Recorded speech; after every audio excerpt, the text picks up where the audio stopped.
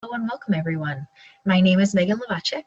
I work for the South Dakota Department of Health in the Office of Chronic Disease Prevention and Health Promotion. And today I will be providing information about the South Dakota Cardiac Ready Communities program. We will go through the various components of the program, what is required by the community, and basically just give you a guide to how to achieve the Cardiac Ready Community designation. So with that, I'm going to share my PowerPoint slides and we will get started.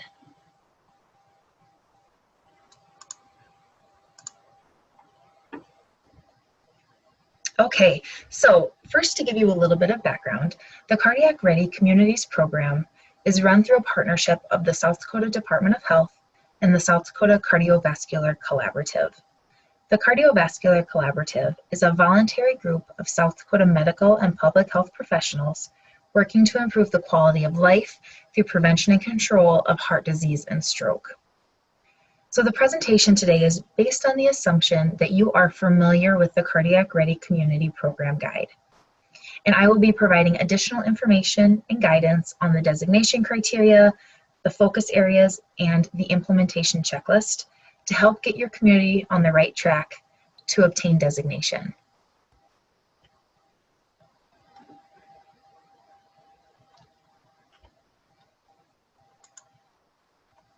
Okay, so we all know that in time-sensitive emergencies, such as a cardiac arrest, every second, every minute that passes without immediate intervention, such as CPR or AED use, can mean the difference between life and death.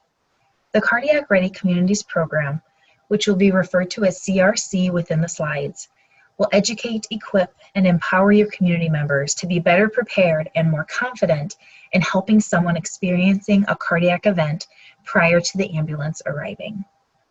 This collaborative response to a public cardiac event is referred to as the system of care. This is where laypersons, dispatchers, EMS, police, fire, and hospital staff all work together for the betterment of the community and its members. The Cardiac Ready Communities program promotes the American Heart Association chain of survival, which can improve the chances of survival and recovery for victims of cardiac events. There are 5 links in the chain of survival. The first link is early recognition of cardiac emergency and activation of the emergency response system. So basically this means recognizing that someone is having a cardiac event and calling 911. The second link is early CPR with an emphasis on high quality chest compressions. The third link is rapid defibrillation, use of an AED by a layperson or a health professional. Link number 4 is effective, basic, and advanced emergency medical services. And our final 5th link is advanced life support and post-cardiac arrest care. Now, if you notice at the very bottom of this graphic, it shows that all parts of the community are involved when there's a public cardiac event, from the lay public all the way to the professional care in the ICU. The CRC program operates on the principle that better outcomes from a cardiac event are possible when every community member knows CPR and the community resources are available to them, such as AEDs, to assist in resuscitative efforts before the ambulance services arrive. The chain of survival in rural areas depends on community-wide involvement, and it is important to educate that each citizen is extremely important in saving a life. These 5 links in the chain of survival are what the Cardiac Ready Community Program is based on. There are 9 focus areas that make up the criteria for designation, and the community must reach a minimum score in each of those focus areas to receive designation. On the slide here, you can see those 9 focus areas listed. But before we get into each in more detail, let's go over some of the steps in the implementation checklist. So since you are listening to this presentation, that means your community has submitted their letter of intent, and theoretically, the first 3 steps of the checklist are done or are at least started. Likely, you're still in the process of building your CRC support team, and you always want to keep the door open to new and additional community partners. We will talk more about community leadership and partners when we get into our discussion about the focus areas. But first, let's talk about the next step in the checklist, completing an initial assessment. The initial assessment is essential to gauge where your community is right now before any changes or interventions. The initial assessment consists of 2 phases. First, using your support team knowledge to arrive at an initial score, and then to validate each score. So for the first step of assigning an initial score, it's important to ask each team member to read through the designation criteria and become familiar with each focus area. Assemble the team after each member has familiarized themselves with that scoring criteria and work together to conduct an analysis of your community's current infrastructure and available resources, and then assign each focus area and the individual categories within those focus areas as a score. The first analysis does not need to be formal, rather a high-level overview. Once you have your initial score, it's very important to determine what factors led you to that score. In other words, validate the score chosen for each focus area. The team members' experiences and beliefs are the basis for this initial score. Therefore, it is really important to validate the team members' intuition so that you are certain about the correct strategies to employ moving forward. As you validate each score, be sure to document the process. Action plans may be the perfect place to include and track notes and important information regarding the initial assessment and validation process. And this is the next item on our checklist: selecting a focus area and creating an action plan. When you assess each of the focus areas and complete your initial assessment, then determine which focus area is the lowest hanging fruit. It's important to first select a focus area you feel is easiest for your community to successfully complete. One that you have already scored a 3 or a 4 on, for example. You want the first activities to be a success, so it will increase morale and confidence amongst the team and in the community. Don't attempt to work on all focus areas at once. For each focus area, start by writing an action plan including SMART objectives. SMART stands for specific, measurable, attainable, relevant, and time-based. Then create an action plan that will show how the team will accomplish each of these SMART objectives. On page 27 in the program guide, you will find this example action plan that can be used to guide your work. You do not need to use this exact template or format. You can certainly develop your own, as long as it includes SMART objectives, a description of activities, who is responsible for those activities, the resources that are needed to accomplish, and the timelines. An action plan for each focus area must be included in your CRC designation application, and this will be attachment B of that application. Now, in each focus area, you are asked to meet a minimum final score in order to receive designation. In addition to that, you are required to describe how your community achieved that score. Other lists, tables, and information need to be collected and submitted in the designation application as well, and should be considered when you're creating your action plan for each focus area. So with that, let's dig into each of the focus areas and talk about determining your initial score, validation of that score, action plan development, and what other information needs to be collected and submitted to reach designation. Focus area number 1 centers on community leadership. Your CRC team is responsible for creating a collaborative, effective community response to a public cardiac event. So the goal is for the CRC team to lead the community effort with support from the entire population. It's essential that all necessary stakeholders are involved and have a true vested interest. As was said in one of the first slides, it's about creating a system of care. It needs to include laypersons, dispatchers, EMS, police, fire, and hospital staff all working together. The CRC team is also going to be responsible for data collection and reporting on CRC efforts. So for the initial assessment, of your community leadership and your community team. Start by examining the team's composition and its engagement level. You want to ensure the relationship between the champion and the team is strong. If you are looking to add more people to your team, there's a list of possible representatives to consider asking from your community. EMS, fire and police, hospital and clinical administrators, healthcare professionals, dispatch or PSAP, CPR instructors, city and county officials, county health workers, local emergency planning committee members or tribal emergency response commission members, representatives from the American Heart Association or the American Red Cross, school administration, local businesses or your Chamber of Commerce, civic groups and faith organizations, local media, survivors and their family members, and any other public representation. It's really important to have all the necessary groups represented on this community team. It will also help to be able to reach that minimum final score in each of the focus areas if you have the right players on the team. Now, the minimum final score in focus area number 1 in order to achieve cardiac ready community designation is 3. So this means a lead organization has been chosen to champion the CRC team and multiple stakeholders and community organizations are involved.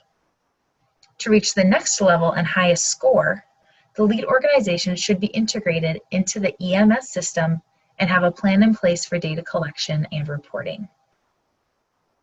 You will notice at the bottom of the table, it allows your CRC team to rate your current community leadership and determine an initial score. This initial score will be instrumental in developing your community action plan and determining how to reach the minimum final score needed for designation. Now, for the designation application, the following items are needed specifically for focus area number 1. You need to reach a minimum final score of 3. You need to include a description of how the final score was achieved. You need to have minutes from all of the CRC support team meetings. These will be included in the application as attachment C. And you will also need to fill out table 1.0 in the application, which is a list of all team members to show or prove the level of community engagement. So now let's move on to focus area number 2, which centers on community awareness campaigns. The CRC team needs to consider campaign development, promotion, and evaluation. An awareness campaign has the sole purpose of educating. Research shows that most people wait 2 hours or more to seek medical assistance after experiencing symptoms of a heart attack, and countless people travel to the emergency room by a privately owned vehicle. Both of these issues are contributing factors to the high mortality rate associated with heart attacks. The community awareness campaign should be directed at how a person can reduce their risk of having a cardiac event, but just as importantly, what to do should it occur. On your slide, it gives you some suggested community awareness campaign topics. Heart disease risk factors and prevention techniques. A Know Your Numbers campaign to increase awareness of blood pressure's role in heart health. Signs and symptoms of a cardiovascular emergency. Importance of the chain of survival, early activation of 911, and immediate initiation of CPR. Reducing concern of catching a communicable disease through CPR rescue breathing, and knowledge of public access AEDs and the importance of using one if available. Now, to start formulating your campaign, begin by consulting the South Dakota Heart Disease and Stroke Prevention Program website. This will provide lots of information and educational materials. And there is a link to this website in your program guide. It's also important to consider the best techniques to spread your message to the public. This can be through community-wide screenings and health fairs. It can be through newspaper advertisements, TV commercials, radio interviews and ads, billboards, and social media. A strong social media presence is necessary to effectively reach your community members. Creating a website and a Facebook page allows community members easy access to educational materials and the ability to share information with friends and fellow community members. With all types of media and marketing, you also need to consider the best method to evaluate its effectiveness. So for focus area number 2, the minimum final score to achieve designation is 3, which is the highest score. This means the CRC team has developed, implemented, and evaluated an awareness campaign specific to its needs and population. The campaign will include cardiovascular disease prevention and initiating the chain of survival in the case of a cardiac event. It also means that changes are made to the campaign based on evaluation results. In the designation application, the following items are needed specifically for focus area number 2. You need to reach a minimum final score of 3, a description of how that score was achieved. You also will need to complete Table 2.0 in the application, which is entitled Community Awareness Campaign Advertising Information. This table will track the methods of media and marketing utilized and how they are being evaluated. Focus area number 3 centers on creation of a community blood pressure control program. The leading risk factor for a cardiac event is high blood pressure, also known as hypertension. High blood pressure causes microscopic tears in your arteries. Uncontrolled high blood pressure can also cause problems by damaging and narrowing the blood vessels in your brain. Over time, this raises the risk of a blood vessel becoming blocked or bursting. Establishing a blood pressure control program is important to ensure community members check, change, and control their blood pressure. Know your numbers by checking your blood pressure. Change your lifestyle and physical activity and healthy eating. Work with your healthcare provider to get your blood pressure under control. The goal is to get more community members aware, screened, and educated, and to ensure proper screening, referral, and follow-up practices are in place. So the first step is providing education and training to healthcare professionals on consistent and accurate blood pressure measurement. I encourage you to utilize the South Dakota Community Blood Pressure Screening Algorithm to help with this, which can be found on the CRC program website. The next step is to get community members to those screenings. We need to provide frequent screening opportunities and community education programs specific to physical activity and nutrition and its impact on blood pressure. We also need adequate patient referral, follow-up, and tracking, as these are key components for patients with a blood pressure over 130/80. In this focus area, there are actually 4 categories. Points must be earned in at least 3 of those 4, equaling a minimum combined score of 8. The 4 categories are education and training on blood pressure management and algorithm. The second category is check, know your numbers, awareness, and screening. The third is change, lifestyle change interventions actively promoted and utilized within the community. And the fourth is control. Those treated for hypertension are under medical provider care and are controlling their blood pressure. Now, to help understand what's involved in each category, let's talk about what it would look like if your community achieved the highest score in each of the 4 categories. So we'll go back to the first category.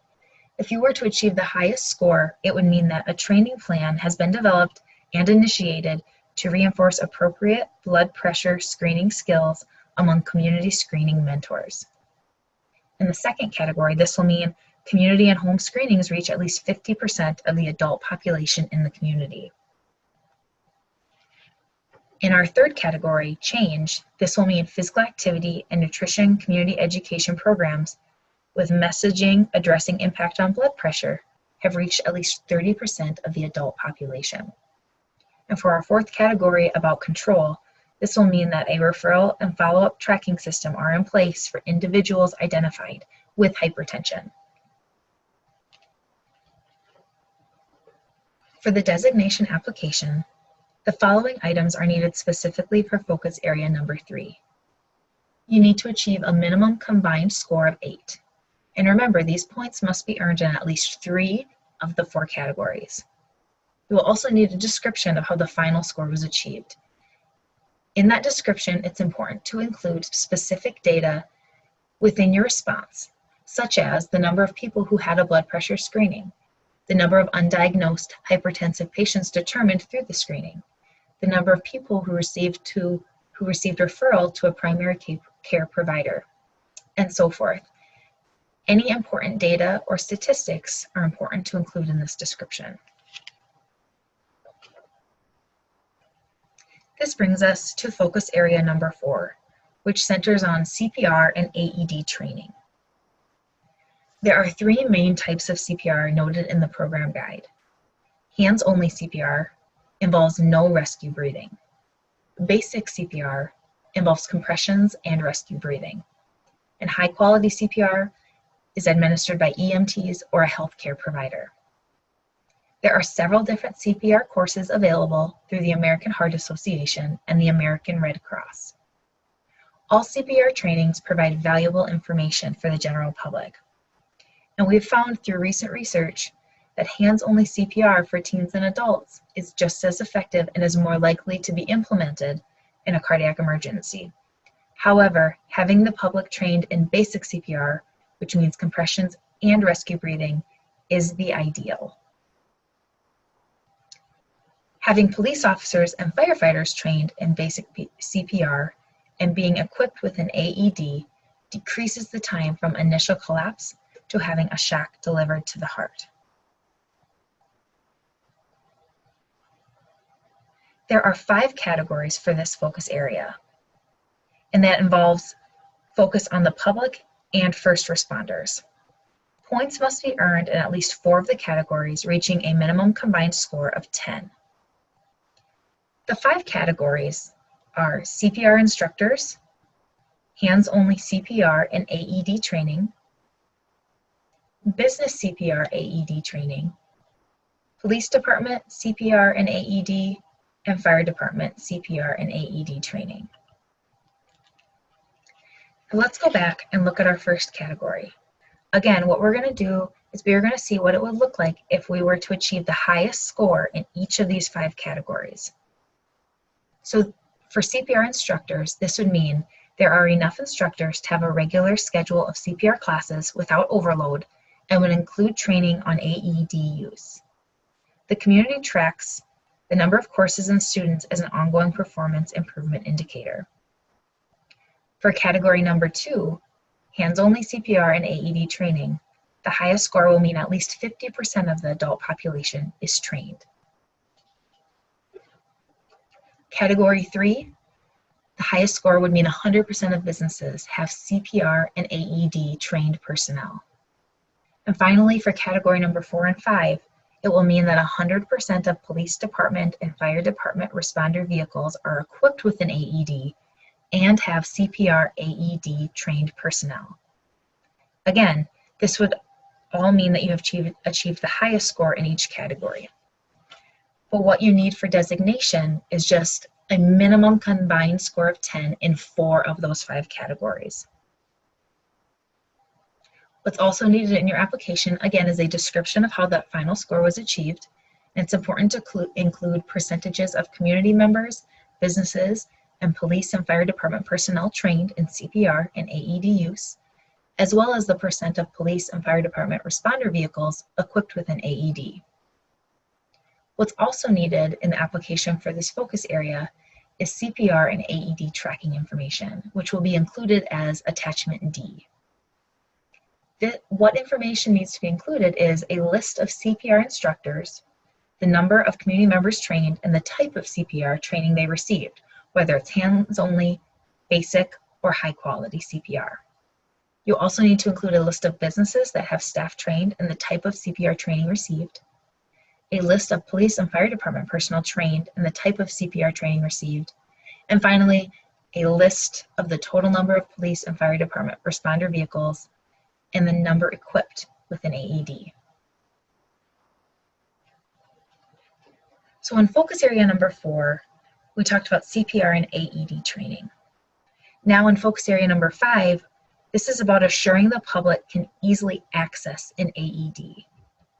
Public access AEDs should be deployed in target areas throughout the community, such as schools, churches, public buildings, and private businesses, so that a shot can be delivered within 3 to 5 minutes. In addition to having enough AEDs throughout the community, it is important to have those AED locations mapped out and reported to 911 dispatching and ambulance services, as well as a plan to acquire more AEDs if or as needed. So start by making a list of the current locations of AEDs. Check with your local fire department, as they may already do regular AED checks in the community, so be sure to start with them first. Once you have a list of current locations, then consider deployment in additional locations. The slide gives you a list of possible locations that need an AED if they don't have one already. All city-owned facilities, a minimum of 1 AED per building. Public, private, and charter schools, multi-use community buildings, any locations for large public gatherings, shopping centers, nursing homes, health clubs or aquatic facilities, churches, businesses, senior centers, and tourist attractions. Now for this focus area, there are 3 categories, and points must be earned in at least 2 of those 3. It needs to equal a minimum combined score of 6. The 3 categories are Public Access Assessment Plan, Church, Public, and School Building Assessment, and Private Business Assessment. So if you were to achieve the highest score in each of these categories, the results would mean that in Category 1, there is a developed plan to assess dispersal and need of AEDs, a strategic plan for funding unmet needs is developed, and local dispatch and ambulance services are informed of all current AED locations and will be updated as new AEDs are placed in the community. For category number 2, the highest score would mean at least 75% of churches, public buildings, and school buildings have an AED. And finally, for category 3, the highest score would mean at least 35% of private businesses have an AED available. In your designation application, the following items are needed specifically for focus area number 5. You need to reach a minimum combined score of 6, and again, the points must be earned in at least 2 of the 3 categories.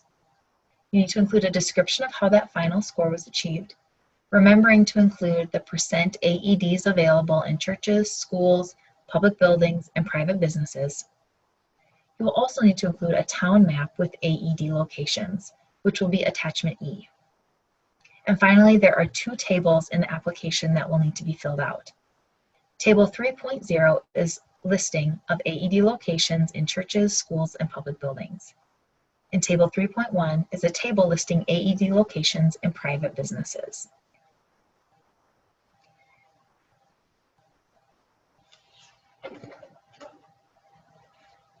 Focus area number 6 is on the EMS dispatching program.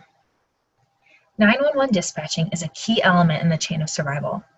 Having dispatchers trained as emergency medical dispatchers, or EMDs, allows them to use predetermined medical protocols to both dispatch correct resources to an emergency scene and to give instructions to victims and bystanders before arrival of first responders. Recent studies have shown that simply having dispatchers coach a caller through the steps of hands-only CPR vastly improves the chance of survival, while risks from doing CPR on someone who doesn't actually need it are relatively low. There's also strong evidence to show that dispatching police and/or fire department personnel who may be closer to the emergency greatly improves the chance of survival. Now, EMD certification courses are available to train dispatchers in a wide variety of topics regarding over-the-phone medical instruction. Dispatchers only need to complete the dispatcher's assisted CPR relevant components of this program. Communities that have enhanced 911 improve response by knowing where the call is operating from, even without the caller telling them, and are oftentimes able to direct bystanders to the nearest location of an AED. But even without enhanced 911, If your community knows the location of all AEDs and shares that information with dispatch, the ability to get the AED off the wall and onto the patient is greatly improved. There are only 2 categories in this focus area, and points must be earned in both, equaling a minimum combined score of 4. The 2 categories are 911 dispatching and police and/or fire department dispatching. If you were to achieve the highest score in each of these categories, the results would mean that all dispatchers are trained in EMD and have enhanced 911, and that police and/or fire personnel are dispatched to all probable cardiac emergencies, and that the community has a performance improvement program to assess all responses.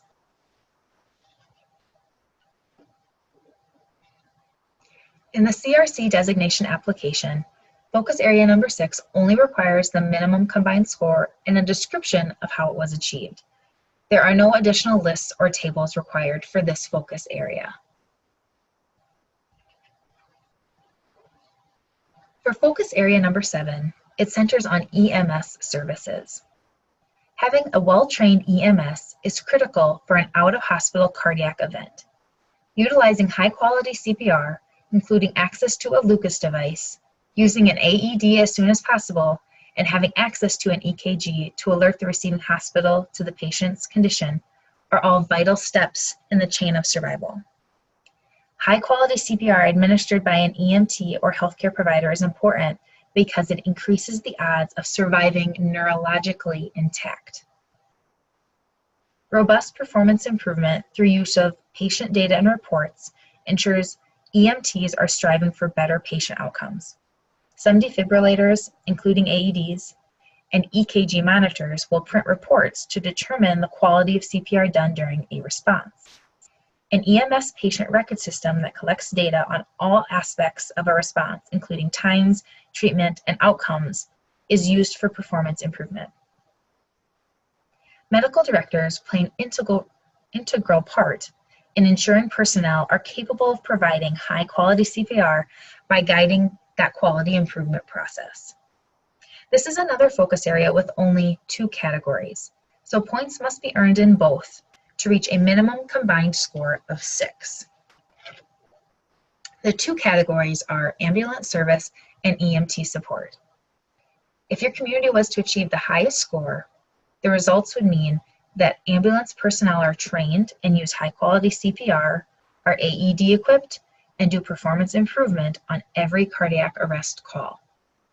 It also means that local medical directors play an integral part of service operations, including data collection and benchmarking for performance improvement over time.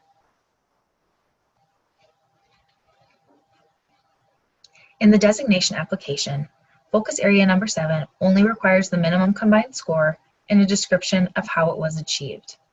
Now, it's important to include in that description information about the use of high-quality CPR, AEDs, EKG, and/or a Lucas device by EMS to provide optimal patient care and to provide data and reports to alert the hospital prior to ambulance arrival. Note how data analysis is used for performance improvement for EMS personnel.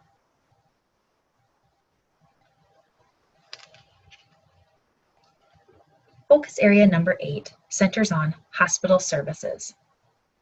Hospitals that have improved cardiac survival rates are prepared for cardiac events, and they share common characteristics, including the ability to receive, interpret, and make decisions prior to patient arrival based on the incoming EKG transmissions from transporting ambulances. All emergency department personnel are trained and use high-quality CPR. Critical access hospitals have established protocols for stabilizing and transferring patients. PCI hospitals, or advanced cardiac care hospitals, are STEMI prepared, and constant data analysis drives performance improvement. Now, if you are a community without a hospital, you need to reach a minimum score of 4, which means that you have a transport plan in place to transfer patients to a critical access or tertiary hospital. Now, if your community has 1 or more hospitals, you must also earn 4 points in at least 2 of the 3 categories. So if for all hospitals, If you were to achieve the highest score, it would mean that all hospital emergency department personnel are trained and utilize high-quality CPR and do performance improvement on each CPR incident.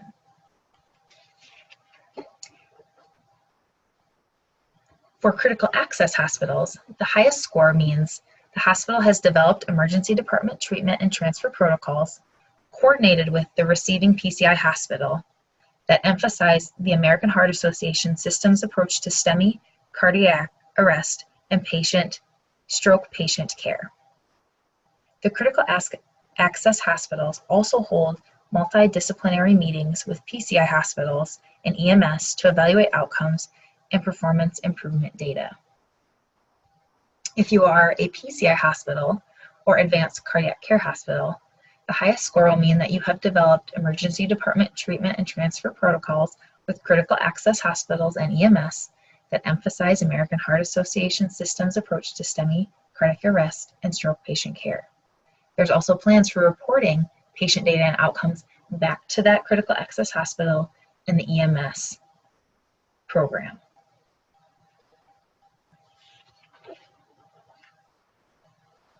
In the designation application, the following items are needed specifically for focus area number 8. Again, if you do not have a hospital, you still need to reach a minimum final score of 4. If you do have a hospital, the final score is 4 and it must be earned in at least 2 of the 3 categories. Also include a description of how the final score was achieved. Remember to include information about hospital emergency department use of EMS data and reports prior to patient arrival. Note how data analysis is used for performance improvement from emergency department personnel.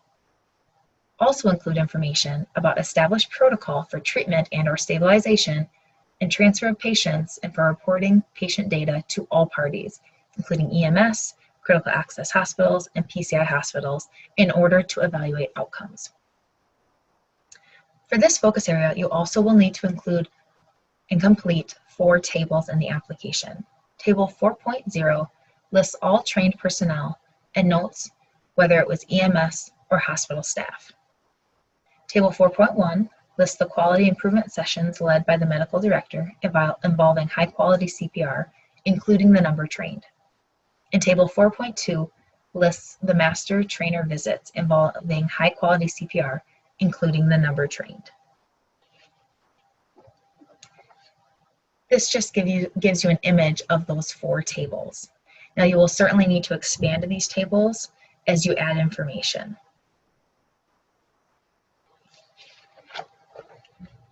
And finally, we are at focus area number 9, which centers on evaluation and sustainability of the CRC program. To ensure that the CRC program is implemented and utilized effectively, periodic review needs to occur. Review and practice ensures that all steps in the chain of survival, as well as other components, are seamlessly combined and sustainable.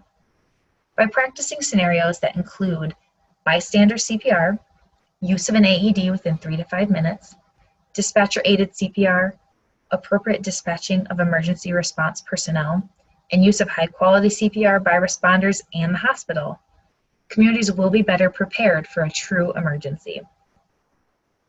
Having a process in place to implement these practice scenarios, combined with review of the outcomes to identify gaps and errors, will improve responses in the future. Further, reviewing all actual emergency responses to cardiac events will provide valuable information, provided a process is in place to ensure that review happens. There are 2 categories in this focus area, and points must be earned in both, equaling a minimum combined score of 4. The first category is Program Evaluation and Sustainability Plan. The second category is Data Collection and Reporting System.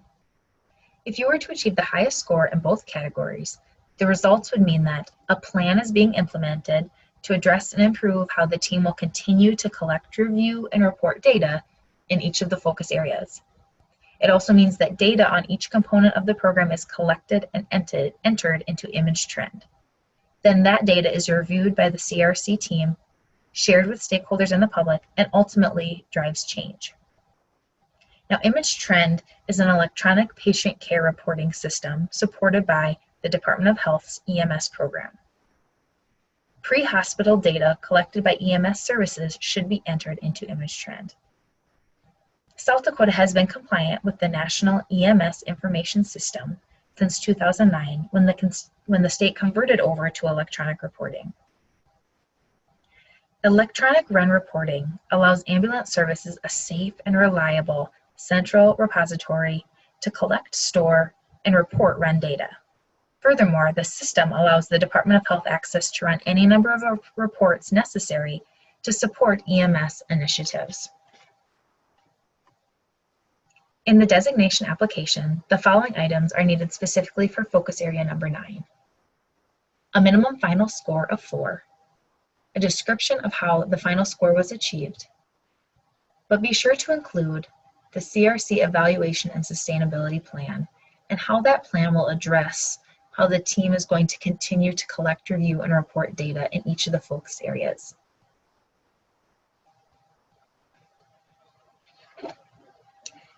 Now, if you turn to page 17 of your program guide, you will see this scoring table. We want you to use this table to help track the initial and final scores for each focus area. This must be included in your designation application.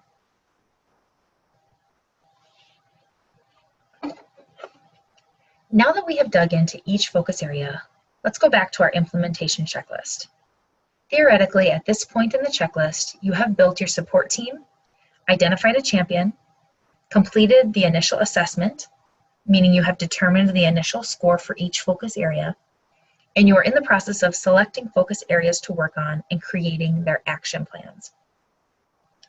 After solidifying the strategies in your action plan, it's really important to promote them. Community promotional events may include holding small press conferences or just a town hall meeting, allowing community members to ask questions and learn how they can become involved. Social media has been suggested as a method of education and awareness, but it can also be an inexpensive and effective method of promotion. In the designation application, you will need to include information in Table 5.0, which is about your promotional efforts. So to give you an example of a promotional event, let's look at focus area number 5, which was public access AED locations. One of your promotional events could be to plan a community AED scavenger hunt. This would be a fun way to determine where all the AEDs are currently located while including and educating the community.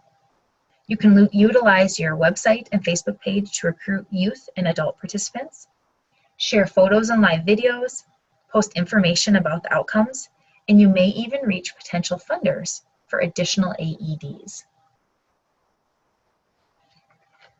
The next item on the checklist is to monitor and evaluate progress. There are 2 things to evaluate for each focus area. 1, that the action plan is being implemented as intended, and 2, that you are meeting the focus area goal. Information gathered from these 2 evaluations is important in guiding your decisions. So for example, if you are struggling to meet your focus area goal and your strategy is being implemented according to plan, then the team should examine other strategies. But on the other hand, if you're struggling to meet your goal but your action plan isn't being followed, then you should direct your effort at improving the action plan implementation. The evaluation of your action plan can be as simple as making a checklist and seeing if any steps were missed. Then the team should meet to discuss why and what corrective action can be taken. You should use the same methods to evaluate ongoing progress towards your goal as you did to validate the initial score. By using the same methods, you can directly compare your initial baseline measurement to your current measurement and determine the effectiveness of your strategies. Once you have achieved success in one or more of the focus areas, you begin to work on an additional area.